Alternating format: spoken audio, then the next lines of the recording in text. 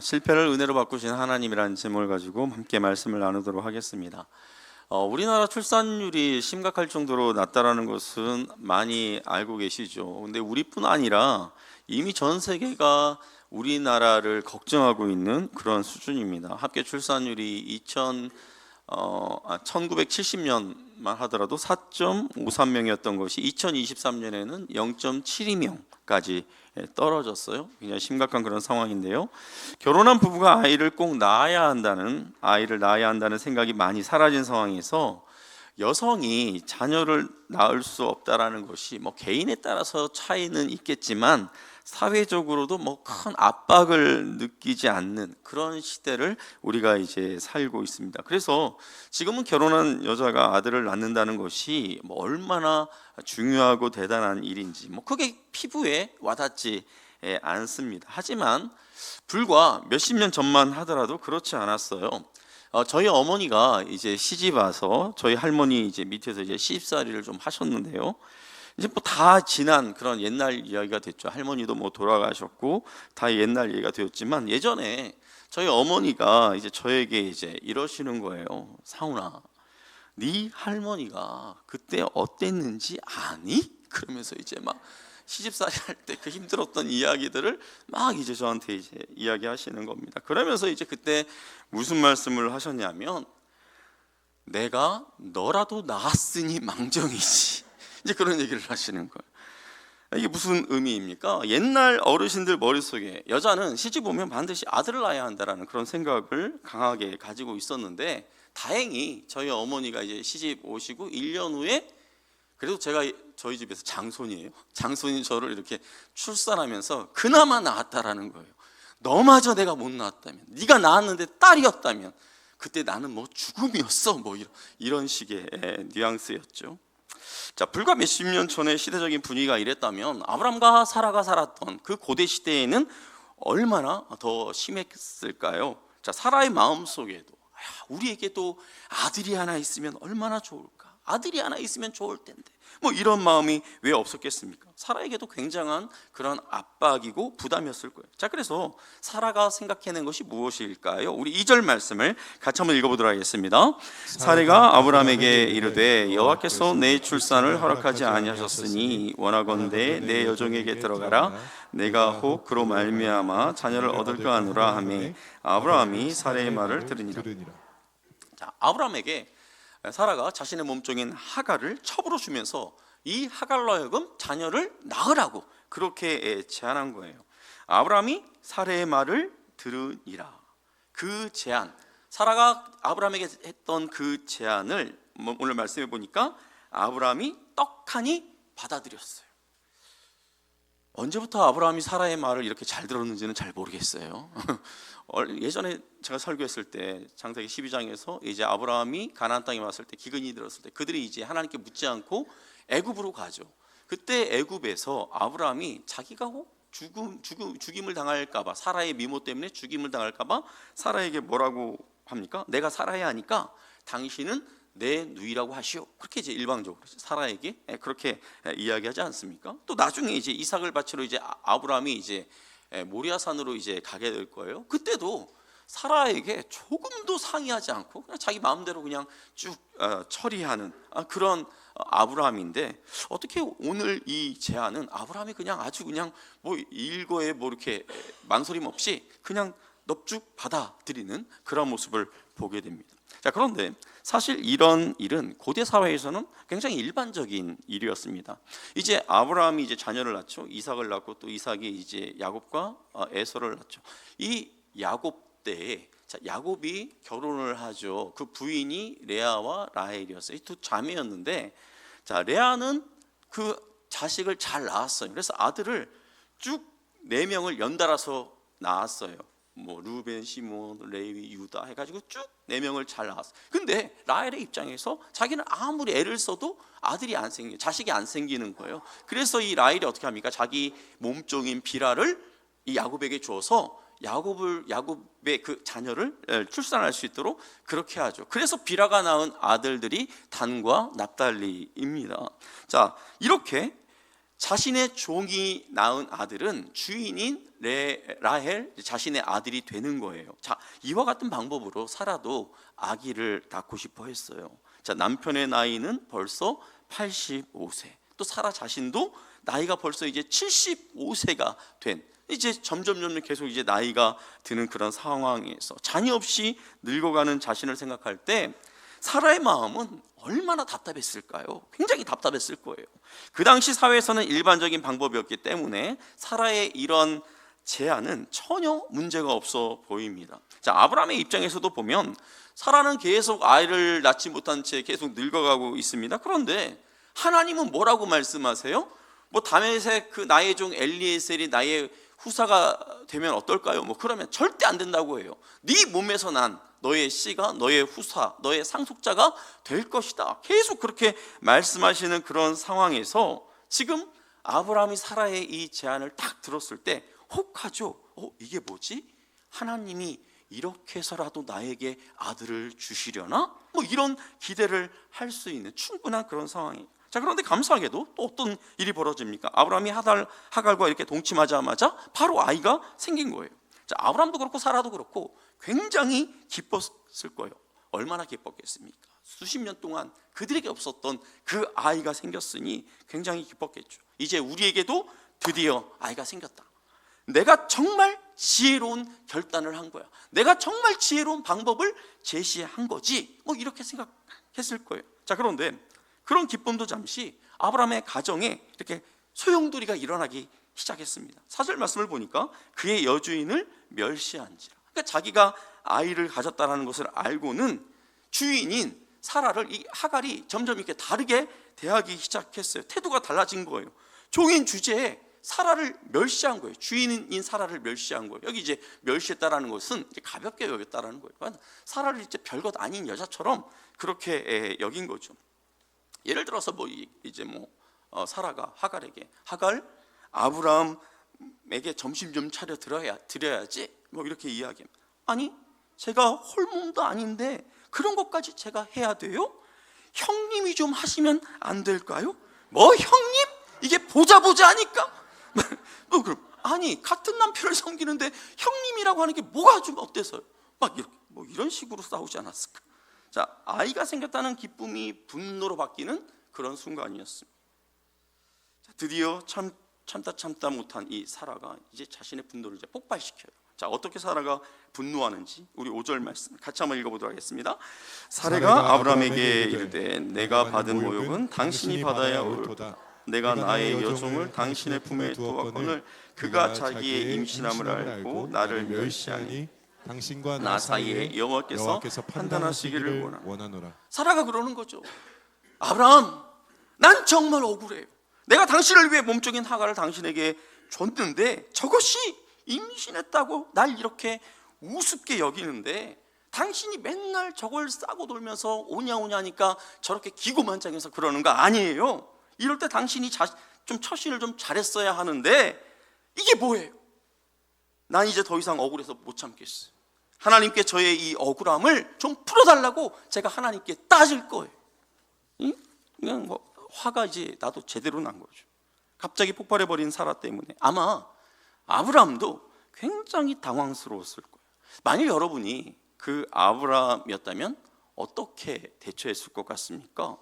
몇십 년 동안 기다렸던 아기가 비록 종이긴 하지만 그 하갈의 뱃속에 그 아기가 있어요.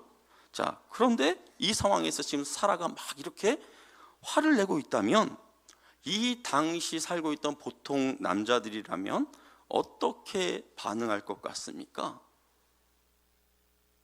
아니, 이 할망구가 뭐가 그렇게 못마땅해서 이렇게 난리야? 당신이 버린 일이잖아? 그러면서 뭐 이렇게 핀잔을 주지 않았겠습니까? 그런데 이 아브라함은 꽤 지혜로운 사람이었던 것 같아요. 그리고 사라를 굉장히 사랑한 것 같습니다. 그러면서 이제 이 아브라함이 사라에게 뭐라고 이야기합니까? 6절 말씀을 보니까 당신의 여종은 당신의 수중에 있으니. 무슨 의미예요? 하갈은 당신의 여종이니까 당신이 좋을 대로 당신이 알아서 그렇게 처리하세요. 이렇게 이야기한 거죠. 그러자 이제 어떤 일이 벌어졌을까요? 우리 6절 뒷부분을 같이 한번 읽어보도록 하겠습니다. 사레가 하갈을 학대하였더니 하갈이 사레 앞에서 도망하였더라. 전세가 완전히 역전되었어요. 사라가 하갈을 얼마나 모질게 괴롭혔는지 하갈이 지금 사라 앞에서 도망쳤다, 그렇게 말씀하고 있어요. 여기 이제 학대하다에 쓰인 단어가 히브리어로 아나라고 하는 그런 단어인데요. 이 단어가 또 어디서 쓰이냐면 이스라엘 백성들이 이제 애굽에서 이제 노예 생활하지 않습니까? 그때 막 애굽 사람들이 온갖 고욕을 시키면서 막 채찍으로 때리고 막 그렇게 괴롭히는 그런 장면이 나오죠.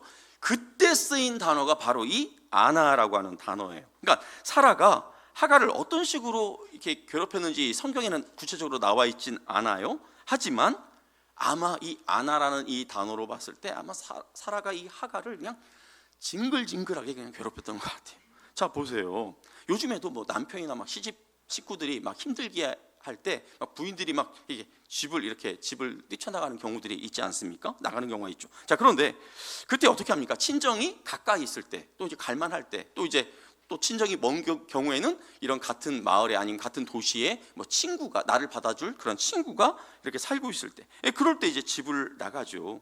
그런데 사실 지금도 홀로 아이를 낳고 키우는 것은 굉장히 어려운 일이에요. 하지만 지금은 어떻습니까? 자신이 어떤 일을 하고자 한다면 일자리도 구할 수 있고, 또 경우에 따라서는 뭐 복지시설의 이런 도움도 받을 수 있죠. 자, 그런데 하갈이 살던 이 시대는 어떻게 했습니까? 도망치겠다고 집을 딱 나가는 순간 밖은 완전히 벌판이에요. 아무것도 없어요. 오히려 맹수의 공격의 대상이 될 수 있고, 또 일교차가 굉장히 심하기 때문에 밤에는 추워서 자칫하면 얼어 죽을 수 있는 그런 상황입니다. 또 먹을 것도 쉽게 구할 수가 없는 그런 상황이죠. 자, 여기 1절 말씀을 보니까 하갈이 어디 여인이라고 말하고 있습니까? 애굽 여인이었다. 공교롭게도 애굽 여인이었다, 그렇게 말하고 있어요. 자, 하갈이 무슨 뭐 취업 비자를 받아가지고 지금 아브라함이 있는 이곳까지 와가지고 여기 종살이를 했겠습니까? 그러지 않죠. 자, 그러면 어떻게 하갈이 지금 아브라함의 집에 이와 같이 종살이를 하는 그런 신세가 되었을까요? 아까도 제가 이야기했지만 아브라함이 가나안에 기근이 들었을 때 하나님께 묻지도 않고 어떻게 합니까? 애굽으로 가죠. 거기서 이제 사라를 잃어버릴 뻔한 그런 엄청난 위기를 만나지만 하나님의 도우심으로 말미암아 그 위기를 모면하고 어떻게 해요? 다시 그 애굽 왕 바로가 주는 가축, 뭐 소나 양, 낙타 이런 것들을 챙겨가지고 다시 이제 가나안 땅으로 돌아오게 됩니다. 자, 그런데 그때 이 애굽 왕 바로가 아브라함에게 이 가축들만 준 게 아니라 거기에 노비들도 줬어요. 그래서 아마도 이 하갈은 그때 아브라함이 애굽으로 내려갔을 때 그 애굽에서 얻어가지고 온 종일 가능성이 크다라는 거예요. 자, 그러니까 자, 보세요. 자기가 하나님의 뜻을 묻지 않고 애굽으로 갔다가 어려움을 당했지만 그 상황을 하나님께서 잘 극복하도록 도와줬어요. 자, 그런데 그 죄악의 그 씨를 이렇게 하나 묻혀가지고 온 거죠. 그래서 그 하갈을 지금 이제 통해서 지금 아이를 낳는데 집안이 막 이렇게 어지럽게 된 그런 상황이에요. 그래서 우리가 이런 모습을 볼 때 우리가 무엇을 생각해야 됩니까? 하나님은 우리가 지은 어떤 죄도 용서하시는 하나님이다 아니다? 모든 것을 다 용서해 주세요. 하나님은 우리의 어떤 죄도 우리가 진정으로 회개하면 용서해 주세요. 그런데 우리가 죄악을 저질렀을 때 그 죄의 흔적은 우리가 계속 이렇게 달고 가는 경우가 많다라는 거예요. 다윗의 집에 그러한 일이 일어나지 않았습니까? 자, 그래서 우리가 함부로 이런 죄를 짓는 거에 대해서 쉽게 생각하면 안 돼요. 아, 하나님이 내가 어떤 죄를 줘도 용서해 주니까. 아니요, 용서는 해 주시죠. 근데 그 죄의 그 잔해에 대해서, 잔재에 대해서 우리가 때로는 책임질 때가 생긴다라는 거예요. 그것에 악한 영향을 받을 때가 있다라는 것이죠. 자, 이런 하갈이 지금 애굽에서 종으로 지내다가 아브라함의 집에 이제 편입돼서 가나안으로 왔어. 이런 하갈에게 무슨 친정이 있겠습니까? 애굽으로 돌아가려면 그 거리가 얼만데 어떻게 그 애굽까지 또다시 갈 수 있겠습니까? 자, 그런데도 이미 배가 불러온 이 하갈이 이런 상황에서 그 집을 뛰쳐나왔다면 뛰쳐나왔다면 주인인 사라가 얼마나 이 하갈을 정말 괴롭혔는지 우리는 짐작할 수 있어요. 아마 이 주인 사라가 정말 본때를 보여주겠다면 아마 마음 먹고 그렇게 괴롭혔던 것 같아요. 그러니까 이 하갈도 정말 죽음과 맞바꿀 만한 그런 고통을 참고 참다가 견디다 못해서 차라리 내가 밖에 나가서 죽는 게 낫지, 그렇게 해서 뛰쳐나온 것 같아요. 자, 하나님을 의지하며 살던 아브라함의 가정이 발칵 뒤집혔습니다. 아브라함이 기근으로 인해 애굽에 갔을 때, 그때도 이제 부인을 잃어버릴 뻔한 그런 위기가 있었지만 그때 그 위기는 외부로부터 오는 위험이었다면 지금은 집안 내부에서 일어난 문제입니다. 자, 그렇다면 이렇게 집안이 뒤숭숭하게 된 것은 누구의 책임일까요? 아이를 임신했다는 이유로 주제도 모른 채 주인인 사라를 무시했던 이 하갈의 잘못일까요? 물론 하갈은 어리석었어요. 자, 그런데 하갈이 그 주인 아브라함에게 자기가 무슨 아브라함을 유혹해서 아브라함의 자식을 낳으면 내 인생이 필 것이다, 이걸 생각하고 그녀가 유혹했던 걸까요? 그녀가 벌인 일일까요? 아니죠. 사라가 그랬어요. 하나님이 자신의 그 출산을 허락하지 않으니까 내 여종을 취하여 아이를 낳으라고 그렇게 제안한 사람이 사라예요. 자, 그럼 이렇게 하나님이 자신의 그 출산을 허락하지 않았다라는 것을 사라가 인정했다면, 그러면 내가 나의 이 여종을 아브라함에게 줘서 아들을 낳는 것을 과연 그럼 이것은 하나님이 허락하시는 건가? 이거를 하나님께 사라가 물었어야 했는데 사라는 이것을 묻지 않았다라는 것이죠. 자, 아브라함도 사라가 자신의 종 하갈을 통해 아이를 낳으라고 했을 때 사라의 제안을 넙죽 받아들일 것이 아니라 그것이 과연 하나님의 방법인지를 물었어야 했는데 아브라함 역시 그렇게 하지 않았다라는 거예요. 제가 이 본문을 보면서 이런 생각도 하게 되었어요. 자, 만일에 이 여종을 통해 아이를 낳을 것에 대해서 사라가 이것을 제안하지 않고 그 아브라함 주변에 있는 사람들이 만약에 이것을 제안했다면 아브라함이 어떤 반응을 보였을까? 예를 들어서 아브라함의 그 충성스러운 종인 엘리에셀이 주인인 아브라함에게, 주인님, 지금 우리 여주인은 너무나 나이가 드셨습니다. 후사를 보기에는 너무나 나이가 드셨어요. 그러니까 주인님께서 이 인근에 있는 젊은 여성을 주인님의 아내로 맞아들여서 아들을 낳는 게 어떻겠습니까? 그래서 주인님의 후사를 이어가시면 좋을 것 같습니다. 이런 식으로 주변에 있는 누군가가 이와 같은 제안을 했다면 과연 이 제안을 아브라함이 받아들였을까? 저는 아브라함이 받아들이지 않았을 것 같아요. 사라가 그것으로 인해서 상처받을까 봐 그것을 받아들이지 않았을 것 같아요. 그런데 지금 그 당사자가, 사라가 이와 같이 자신의 몸종을 줄 테니까 이 몸종을 통해서 아들을 낳으라고 그렇게 이야기하니까 아브라함은 마음을 푹 놓고 그렇게 사라의 제안을 받아들인 거죠. 아니면 혹시 아브라함이 사라가 이와 같이 제안해 줄 것을 혹시 이전부터 기다리고 있었을까? 그건 우리는 알 수 없죠. 자, 조금 전에도 말씀드린 것처럼 이 사라의 제안은 그 당시 사회에서는 일반적인 방법이었지만 아브라함은 이 중요한 문제를 그 사회의 방식이 아니라 하나님의 방식으로 해결해야 했는데 그렇게 하지 않았다라는 거예요. 여러분 한번 생각해 보세요. 만일에 아브라함이 이 당시 사람들이 해결하는 그런 방식대로 이와 같이 자식을 얻도록 하나님께서 그냥 허용하셨다면, 원하셨다면, 그러면 하나님께서 뭐 한다고 아브라함에게 창세기 12장에서 13장에서 15장에서 계속해서 그 약속의 말씀을 주면서 아브라함의 믿음이 흔들리지 않도록 그렇게 아브라함을 단돌이 했을까요?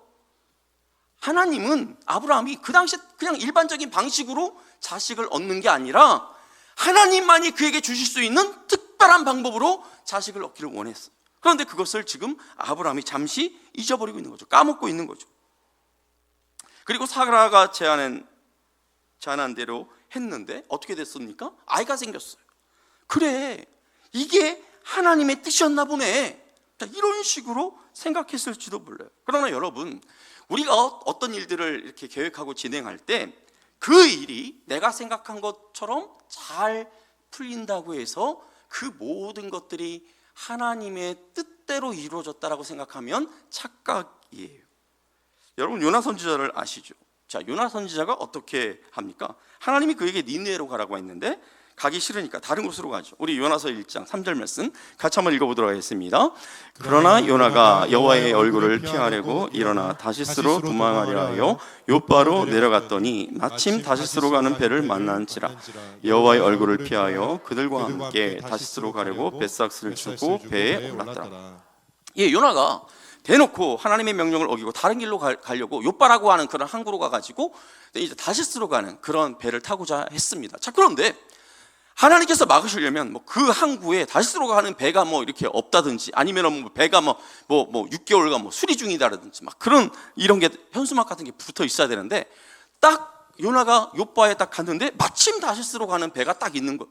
그리고 또 그 자리도 있어가지고 이 요나가 그 다시스로 가는 배를 탈 수 있었어요. 자, 그럼 이처럼 요나가 생각했던 것처럼 이렇게 일이 잘 풀렸다고 해서 요나가 다시스로 가는 것도 하나님의 뜻입니까? 자, 뒤에 어떻게 되죠?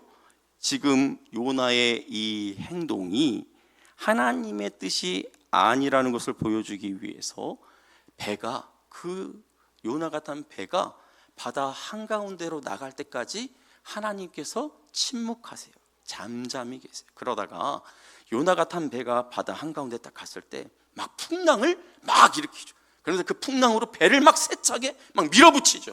그러면서 요나로 하여금 내가 잘못했구나, 내가 하나님의 뜻을 어겼구나, 그 하나님의 뜻을 자신이 어긴 것들을 처절하게 깨닫도록 그렇게 하지 않습니까?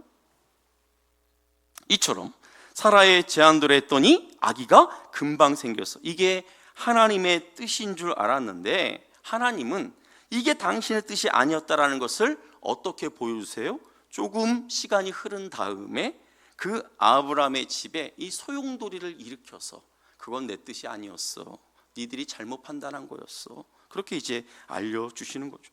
자, 누가 봐도 그리스도인으로서 옳은 행동이나 판단이 아닌 것처럼 보이는데, 그러니까 우리가 그것들을 너무 이게 보기에 좋은 거예요. 저걸 내가 취하면 너무 나한테 유익할 것 같은데 이거 하나님이 안 좋아하실 것 같은데, 그런 생각이 들어서 찜찜한 그런 상황에서 이렇게 기도하죠. 하나님, 당신의 뜻이 아니라면 막아주세요. 가지려고 그렇게 하면서 이거 뻔히 하나님이 갖지 않기를 원하는 거 뻔히 알면서 그냥 갖고 싶으니까 내가 이걸 가지려고 할 때 하나님이 정말 원하지 않으면 막아달라고 이런 기도를 할 때가 있다라는 거죠. 그런데 만일에 그렇게 기도했는데 일이 또 잘 돼, 가지려고 했는데 또 가질 수 있었어, 일이 잘 풀려. 그런데 이게 하나님의 뜻이 아니다라는 거예요. 아닐 수 있다라는 것입니다. 우리는 어떠한 일을 시작하기 전에, 무엇을 우리가 하기 전에 말씀에 비추어서 판단할 수 있어야 돼요. 말씀에 비추어 봤을 때 이게 하나님이 원하시는 것인지 원하시지 않는 건지 알 수 있는 것들이 있어요. 만일에 그것으로 우리가 부족하다면 그때 하나님 앞에 기도의 자리로 나아가야죠. 하나님, 이게 A냐 B냐를 어떤 결정해야 되는 그런 상황에서 우리가 하나님 앞에 그때 기도하는 겁니다. 하나님, 어떤 길을 하나님께서 내게 베풀기를 원하십니까? 어떤 길을 열어주시기를 원하십니까? 간절히 주님의 말씀을 내가 귀 기울이오니 나에게 알려주세요, 깨닫게 해주세요. 이렇게 하나님 앞에 나아가야 한다는 것이죠. 자, 사울왕이 다윗을 죽이려고 혈안이 되어 있었어요. 그러다가 사울의 그 군대가 다윗이 머물고 있는 그 지역으로 이렇게 다윗이 있다는 걸 모르고 들어오게 됐어요. 그래서 사울의 군대가 거기서 이제 하룻밤 야영을 하게 됐는데 사울이 가운데서 자고 있습니다. 그리고 그의 장수들이 삥 둘러가지고 잠을 청하고 있어요. 자, 이때 다윗이 어떻게 행동하는지 우리 사무엘상 26장 8절 말씀 같이 한번 읽어보도록 하겠습니다. 아비새가 다윗에게 이르되 하나님이 오늘 당신의 원수를 당신의 손에 넘기셨나이다. 그러므로 청하오니 내가 창으로 그를 찔러서 단번에 땅에 꽂게 하소서.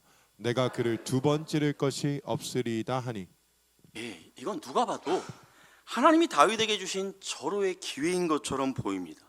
이미 다윗은 그가 그 청소년 시절에 사무엘을 통해서 그가 장차 왕이 될 것이다라는 기름 부음을 받은 그 흔적이 있는 사람이에요. 자, 그런 다윗이 이제 이 지긋지긋한 도망자 신세를 내가 끝내버리고 저 왕권을 내가 거머쥐어야 되겠다. 이제 이렇게 생각할 수 있는 아주 절호의 그런 기회인 거죠. 그런데 그 옆에 있는, 자기만 그렇게 생각한 것이 아니라 그 옆에 있는 충성스러운 부하가 하나님이 주신 기회라고 하면서 자기가 내려가서 그 사울을 죽이고 오겠다가 그렇게 이제 이야기까지 합니다. 자, 이때 다윗이 어떻게 할까요? 다윗은 결코 사울을 죽이지 않습니다. 다윗이 왜 그와 같은 결정을 했을까요? 사람의 눈에는 지금 그 순간이 절호의 기회인 것처럼 그렇게 보이지만 늘 하나님과 교제했던, 그래서 영적으로 민감했던 다윗은 이것이 하나님의 뜻이 아니다라는 것을 알았어요. 사랑하는 성도 여러분, 우리는 사회적인 관습이나 어떤 통념이 아니라 하나님의 뜻을 따라 살아야 하는 그런 존재들이라는 것을 꼭 기억하시기를 바랍니다. 그래서 내가 어떤 사회가 정한 법의 테두리를 내가 벗어나지 않았다고 해서 그 모든 것을 하나님이 나에게 허락하신다는 게 아니에요. 때로는 법의 테두리를 우리가 벗어나지 않았지만, 사회적인 어떤 관념을 우리가 벗어나지 않았지만, 그 상황에서도 하나님이 당신의 자녀로서 상훈아, 너 그거 하면 안 돼, 그건 너한테 맞지 않아, 그렇게 하실 때가 있다라는 것입니다. 자, 임신한 하갈이 집을 나갔다라는 것을 알게 되었을 때 사라의 마음은 어땠을까요? 잘 나갔다 이랬을까요? 눈에 가시 같은 것 그냥 꺼져줘서 너무 감사하네 뭐 이랬을까요? 아브라함의 아이를 임신하고 있는데 장차 자기들의 보호자, 자기들의 상속자가 되어줄 수 있는 그런 아이일지도 모르는데 이 하갈이 없어졌어요. 아이를 품고 없어졌어요. 아마 사라도 굉장히 놀랐을 것입니다. 그리고 전전긍긍했어요. 빨리 이 하갈을 찾아야 될 텐데, 그 뱃속에 있는 아기를 보호해야 할 텐데, 그런 마음을 가졌을 거예요. 온 그 마을을 이렇게 뒤지면서 지나간 그 하갈을 이렇게 찾았을 거예요. 전전긍긍했을 거예요. 자, 그럼 온 집안을 뒤집어 놓고 나간 하갈이 어떻게 하고 있는지 우리 7절 말씀을 같이 한번 읽어보도록 하겠습니다. 여호와의 사자가 광야의 샘물 곁 곧 술길 샘 곁에서 그를 만나. 자, 하갈은 이제 집에서 나가서 어디에서 머물고 있었습니까? 광야에 있는 어느 샘, 여기 이제 샘이라고도 하고 이제 우물이라고도 할 수 있어요.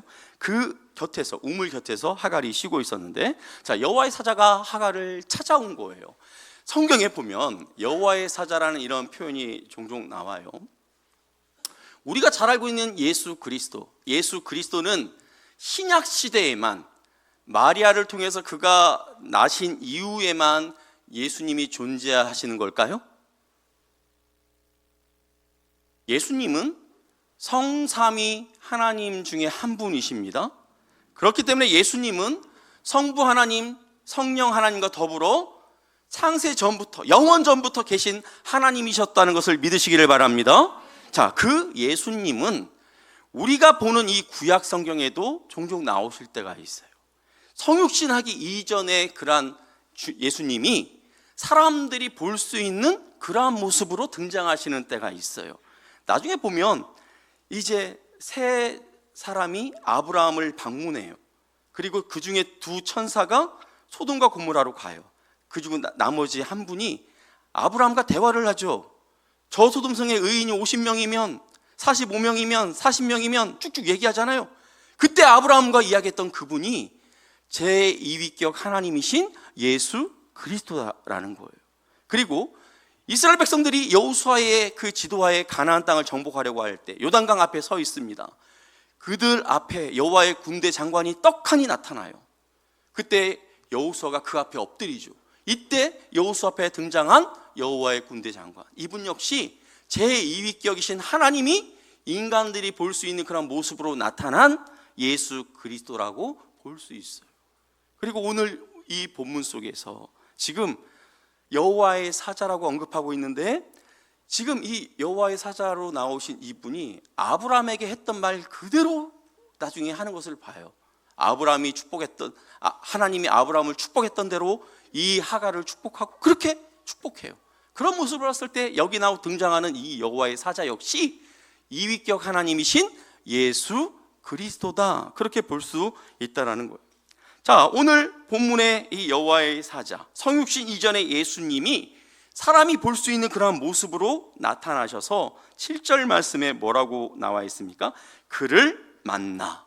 여기 보면 하나님이 우연히 하갈을 만난 것처럼 보이지만 여기 그를 만나라고 했을 때 이 만나다에 쓰인 이 히브리어 마차가 어떤 뜻을 갖고 있냐면 찾아내다, 얻다, 이런 의미를 갖고 있어요. 그러니까 도망친 하갈을, 사람들이 안 보는 곳으로 숨어버린 이 하갈을 하나님께서 찾아 나서서 그렇게 만나 주셨다라는 것입니다.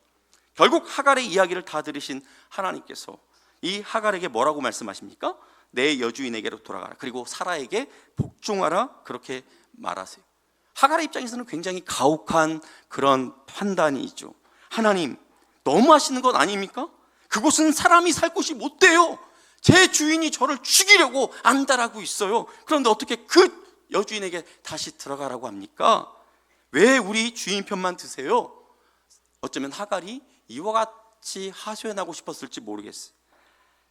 자, 이런 하갈에게 하나님은 하갈이 임신한 그 아들이 마치 하나님이 아브라함에게 축복하듯이 네 뱃속에 있는 그 씨를 내가 번성하게 해줄게, 수많은 민족을 그렇게 이루게 해줄게, 이와 같이 축복해 줍니다. 절망 가운데 이제 그 뱃속에 있는 아이와 언제 죽을지 모르는 그 상황 속에 있는 이 하갈에게 하나님께서 약속의 메시지를 주면서 축복하고 계시는 것을 보게 돼요.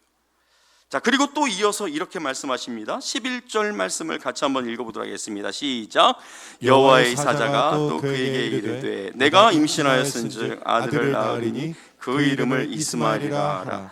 이는 여호와께서 내 고통을 들으셨음이니라. 마치 예수님이 태어날 때 천사 가브리엘이 마리아에게 나타나서 하는 것처럼 태어날 아이, 임마누엘이라 하라, 이렇게 하는 것처럼 네가 낳을 아들을 이스마엘이라 하라, 그렇게 이제 말씀하는 것을 보게 됩니다. 장차 하갈이 낳을 그 아들의 이름까지 딱 정해서 이렇게 주시는 그런 하나님을 보게 돼요. 그 이름의 뜻이 무엇입니까? 이스마엘의 이름의 뜻은 하나님이 들으셨다라는 의미. 하나님이 들으셨다. 하나님이 내 고통을 들으셨습니다. 하나님이 나의 이 어려운 상황들을 들으셨습니다. 내 기도를 하나님이 들으셨습니다. 이런 의미를 담고 있는 이름이 이스마엘입니다. 자, 성경을 보면 이렇게 태어날 아기에 대해서 하나님께서 미리 알려주시는 그런 경우들이 있어요. 이거를 우리가 이제 수태고지라고 합니다. 수태고지. 가장 대표적인 경우가 예수님이 태어날 때 천사 가브리엘이 알려주죠. 세례 요한이 태어날 때 천사 가브리엘이 알려줘요. 자, 그런데 구약에도 보면 이삭이 태어날 때 하나님께서 아브라함에게 알려주셨어요. 그 다음에 그 이삭의 두 아들 야곱과 에서가 태어날 때도 하나님께서 리브가에게 두 아들이 어떠한 존재라는 것을 알려주세요. 그리고 또 언제 또 알려주십니까? 우리가 잘 알고 있는 힘센 장사 삼손이 태어날 때 하나님께서 그 삼손의 아버지 마노아와 그 어머니에게 앞으로 삼손이라는 그런 아들이 태어날 거에 대해서 알려주십니다. 그리고 오늘 본문 지금 하갈이 낳을 그 이스마엘에 대해서 하나님께서 이와 같이 알려주시는 것이죠. 자, 성경에 얼마나 많은 인물들이 나옵니까? 얼마나 많은 사람들이 등장합니까? 자, 그런데 이와 같이 하나님께서 태어날 아기에 대해서 이야기해 주는 것이 이 몇 가지밖에 안 돼요. 한 6명 정도밖에는 안 돼요. 자, 이런 차원에서 바라본다면 하갈에게 얼마나 영광스러운 일이 벌어졌습니까? 그것도 애굽에서 종살이 하다가 아브라함의 소유가 된 아주 미천한 이런 여인에게 하나님께서 놀라운 그런 은혜를 베풀어 주시는 것을 보게 됩니다. 우리가 아브라함에 대해서 이야기할 때 아브라함은 우리보다 좀 낫잖아요. 그러니까 하나님께서 은혜를 베풀어 주시는 거죠. 그럼 하갈은 우리보다 낫습니까? 얼마나 어리석고 얼마나 비천한 천한 그런 여인입니까? 그런데 그런 여인에게 하나님께서 찾아가 주셔서 이와 같은 은혜를 베풀어 주시는 것을 보게 돼요. 그러니까 하갈이 잘나서가 아니에요. 그냥 하갈에게 하나님께서 그냥 주권적으로 당신의 은혜를 베풀어 주시는 거예요. 자, 하갈은 이렇게 자신에게 찾아오신 하나님을 가리키면서 뭐라고 고백합니까? 나를 살피시는 하나님, 이렇게 고백해요. 그리고 그가 그 하나님을 만난 그 샘물, 그 우물을 가리켜서 부헬 라헤로이, 나를 살피시는 하나님의 우물, 나를 살피시는 하나님의 샘물, 그런 이름을 그 장소에다가 붙여줍니다. 그리고 이제 집으로 돌아가서 하갈은 하나님께서 예언하신 대로 이스마엘을 출산하게 됩니다. 이스마엘을 낳게 돼요. 자, 우리 영상 하나 보도록 하겠습니다. 저 뱃속의 아이도 내가 아닐지도 모르지.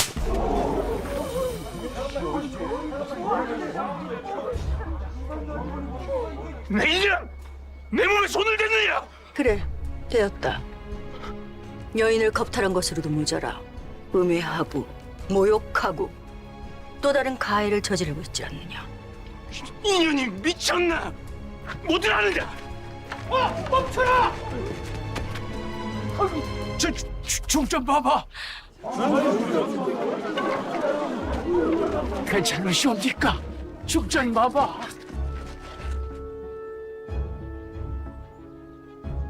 어찌할까요? 내 주상자답게 주청을 올려 제대로 한번 시시비비를 가려볼까요? 정말 좋습니다. 용서하십시오, 중전마마. 되었습니다. 용서를 빌 대상은 내가 아니지요. 내가 잘못했다, 어리야. 내가 너를 겁탈한 것도 모자라 모든 책임을 뒤집어 씌웠느니라. 부디 용서해다오. 중전마마, 충분히 위로가 되었으니 이제 그만하시길 간청드리옵니다.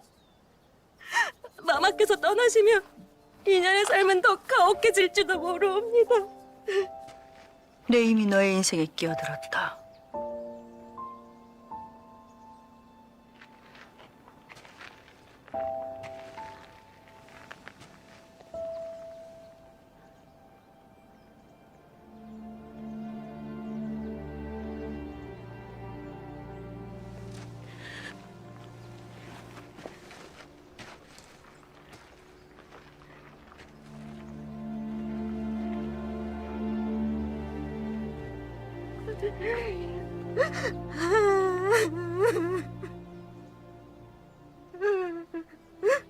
양반에게 몹쓸 짓을 당한 한 여종의 그러한 처지를 딱하게 여긴 중전마마가 그 여인을 그 양반의 소나귀에서 돌에 맞아 죽을 뻔한 그 위기 상황 속에서 구출해주는 그런 내용이에요. 제가 이 슈룹이라는 이 드라마를 예전에 뭐 저는 이제 풀 영상으로 이렇게 안 보고 이제 하이라이트 이렇게 만들어 놓은 것만 이렇게 조금씩 봤었는데, 그 전체 영상 중에 아마 저 부분이 가장 최고의 영상이 아닐까. 저 이제 그 김혜수 씨가 그렇게 이야기를 하죠. 내 힘이 너의 인생에 끼어들었다. 그 대사를 딱 듣는데 마치 하나님이 나한테 하는 이야기죠. 그 어느 목사님의 그 설교보다도 더 감동적으로 제 마음 가운데 딱 들어오는 거예요. 오늘 다른 설교 안 들어왔으면 저 대사에 감동을 받으시기를 바랍니다. 주님이 여러분들에게 하시는 말씀, 내 너의 인생에 끼어들었다. 이미 너의 인생에 끼어들었다. 자, 여주인 사라의 핍박을 견디다 못해 도망친 정말 비천하고 보잘것없는 하갈을 찾아내셔서 그녀를 만나시고 위로해 주셨던 주님, 그녀에게 소망의 메시지, 약속을 허락하셨던 그 예수님은 시간이 좀 흐른 뒤에 이 땅에 인간의 몸을 입고 오셨습니다. 그리고 어느 날 돌에 맞아 죽어 마땅하다고 하면서 사람들이 끌고 온 가늠하다 붙잡힌 그 여인 앞을 우리 예수님께서 막아서시면서 이렇게 말씀하셨어요. 누구든지 죄 없는 자가 먼저 돌로 치라. 주님의 이 말씀을 듣고 이 여인을 향해서 막 죽일 듯이 덤벼들던 그 유대인들이 하나둘 그 자리를 떠나갑니다. 사람들이 다 떠나갔을 때 주님이 이 여인에게 묻죠. 너를 정죄하며 고발하던 자들이 어디 있느냐? 없습니다. 그래, 나도 너를 정죄하지 아니하노니 가서 다시는 죄를 범하지 말라. 미천한 하갈을 찾아내어 만나주신 예수님께서 또 돌에 맞아 죽어 마땅한 여인 앞을 가로막으며 그 여인을 구원해 주신 예수님께서 오늘 저와 여러분의 인생 가운데도 이미 끼어들으심을 믿으시기를 바랍니다. 주님께서 이미 여러분들 인생 가운데 끼어 들으셨어요. 이 예수님은 이제 온갖 그런 죄악들을 막 우리에게 막 뒤집어 씌우면서 우리를 막 지옥으로 막 질질질질 이렇게 끌고 가려고 했던 그 사탄 앞을 딱 가로막으면서 어떻게 합니까?